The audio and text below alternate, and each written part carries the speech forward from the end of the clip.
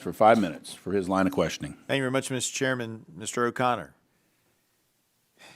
can you elaborate on some of the work being done to help lower PFAS toxins in firefighter gear that would make it more resistant to both the PFAS and maybe help firefighters as well?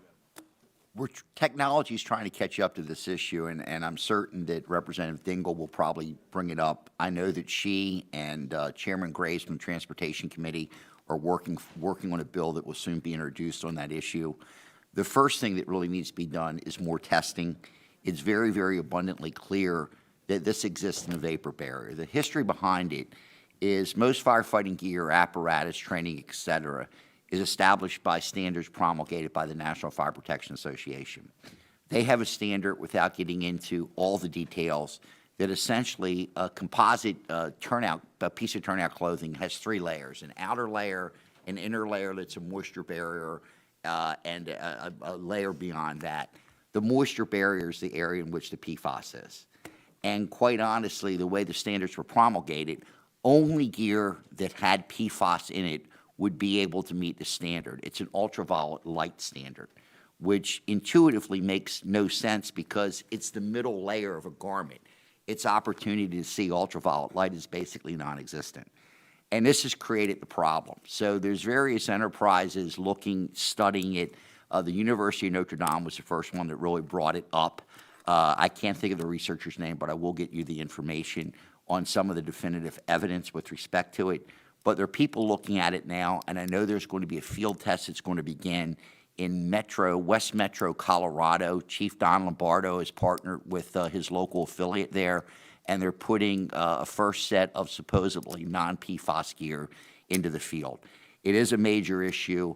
I'm not the safety and health expert in our organization, but it is our #1 issue in the fire service addressing the status of our gear. So here's one of the things I love about these hearings. And I know sometimes people think, why am I here? People are moving in and out, and we have 2 hearings going on right now, and some people have other committees. But it raises questions in your mind. So I toured a number of years ago a facility in Pembroke, Virginia, that's Giles County, a few miles outside of the area where Blacksburg is, i.e. Virginia Tech. They have a product, or they have a company out there called Nanosonic. They actually make fire gloves. So I called them. Had my team call them while I was in here listening to the testimony. They don't use PFAS. And it's basically a fabric with a glass, and I'm going to get it all wrong, but it was really interesting. It's glass inside that creates your barrier to temperatures. I mean, I've had my hand in one of their gloves over in a acetylene torch. Nothing. Now, you can only use it once, because once it's heated, the glass transforms and will no longer provide the protection. But it provides that protection while the firefighter's wearing it, and there's no PFAS. So add that to your list. Nanosonic out of Giles County, Virginia. If I can just comment, Yes. I'll make sure that our safety and health people reach out to them. But as a W&L guy, I know a lot of good things come from the Shenandoah Valley. So There you go. Thank you very much. There you go. Yeah, and I was W&L Law, just so you know. Yeah, that's good. Let's talk about the cancer registry itself. So you want folks to sign up for it. Is that before they have a cancer? You want everybody to sign up for it? And how does it work? And then how does it identify what the cancers are? And can it eliminate, or can it maybe focus in on some of the substances that are causing these cancers? I alluded to in my oral testimony Yeah. is it really just started in April. And part of the reason to answer, I know she's no longer in the room, but the ranking member's question is it was a combination from what we've been told. We're obviously sorely disappointed that it's taken this long, but a combination of COVID and some cyber issues related to protecting people's personal health information. Yeah. So that's what the delay was. And again, right now we only have 4,000 people. We want everybody to sign up because the key is a baseline.